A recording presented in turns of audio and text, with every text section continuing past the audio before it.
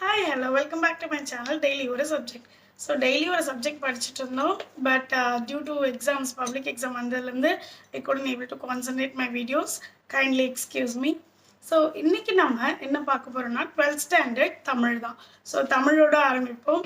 Daily ஒரு subject Tamil, English, maths, science, social இப்படி எல்லா சப்ஜெக்ட்டும் நம்ம வந்து பார்ப்போம். Hindi including Hindi also we can read.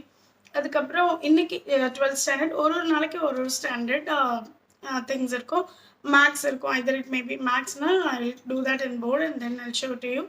So இப்போ வந்து நம்ம தமிழ் படிக்க போகிறோம். ஸோ தமிழில் வந்து நிறைய புலவர்கள், நிறைய செய்யுள்கள். ஸோ இதை படிக்க படிக்க தமிழ் மீது இருக்க ஆர்வம் வந்து இன்னும் அதிகமாயிட்டே போகும். அதுலேருந்து 1% கூட நம்மளுக்கு குறையவே குறையாது.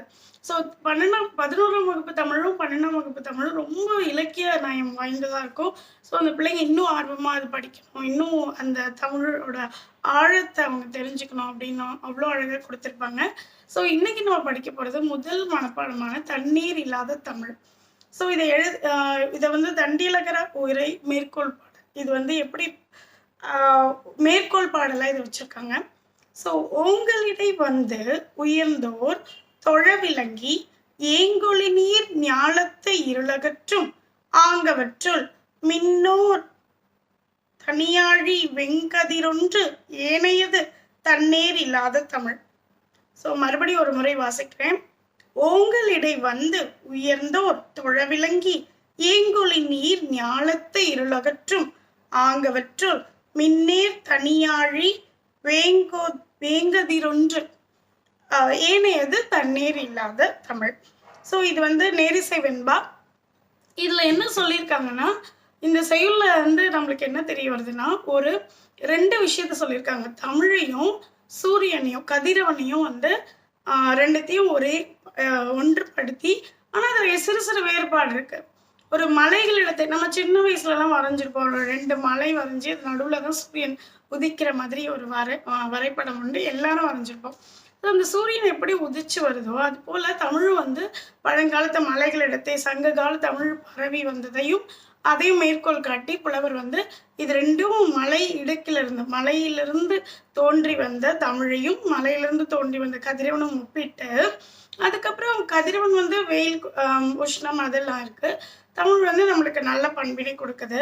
அது ரெண்டுமே வந்து இருளை அகற்றுகிறது. ஸோ இது ரெண்டுத்துக்குமே ஒரே ஒரு பொருள் தான் இருக்கு, இருளை அகற்றுகின்ற பொருள். ஸோ அந்த இருளை அகற்றுகின்றது எப்படி அகற்றுதுன்னா, இருள் நம்ம மனதில் இருக்கிற இருளை சூழ்ந்து, அப்போ தமிழ் இலக்கணம் படிக்க படிக்க மனதில் உள்ள ஆழ்ந்த இருளை அகற்றும். அதுபோல் நம்ம சூரியனும் வந்து கதிரவன் வந்து வெளிப்படையான இருளை அகற்றுகிறது. ஆனால் நம்ம அக இருளை அகற்ற போகிறது வந்து நம்ம தமிழ் அப்படின்னு புலவர் வந்து 2 இருளையும் கம்பேர் பண்ணி 2 தோன்றி வருகிறது மலையையும். ஸோ கதிரவனையும் மலையையும் ஒன்றுபடுத்தி பிறகு வேறுபடுத்தி கூறுவதால் இந்த செய்யுளுக்கு பொருள் வேற்றுமை அணி என்று பொருள். இதுக்கு வந்து இலக்கணம் வந்து என்ன அணியில பயின்று வருதுன்னா, பொருள் வேற்றுமை. பொருளை மட்டும் வேற்றுப்படுத்தி ஆனால் அது செய்கின்ற முறைகளை வந்து ஒன்றுபடுத்தி கூறுவதால் இது பொருள் வேற்றுமை அணி ஆயிற்று. ஸோ இதில் வந்து இது ஒரு மனப்பாட செய்யுள். இதுக்கு ஒரு இலக்கண குறிப்பு, இப்போ உறுப்பு இலக்கணம், தனி அடி, இது எல்லாமே வந்து நெக்ஸ்ட் கிளாஸ்ல பார்க்கலாம். தேங்க்யூ. Keep subscribing. ஸோ புதிதாக என்னோட அக்கௌண்ட்டில் வந்தவங்க கண்டிப்பாக சப்ஸ்கிரைப் பண்ணுங்கள். இனிமேல் டெய்லி அப்டேட்ஸ் வந்துகிட்டே இருக்கும். ஐ won't disappoint you in any way. So கண்டிப்பாக உங்களுக்கு டெய்லி அனுதினமும் ஒரு சப்ஜெக்ட் கண்டிப்பாக இருக்கும். இலக்கணம் புரியாதவங்க, இல்லை இங்கிலீஷ் கிராமர் கற்றுக்கணும், இல்லை மேக்ஸ் நிறைய டீட்டெயிலிங்ஸ் வேணும், everything you want to do, keep subscribe and keep working. Thank you.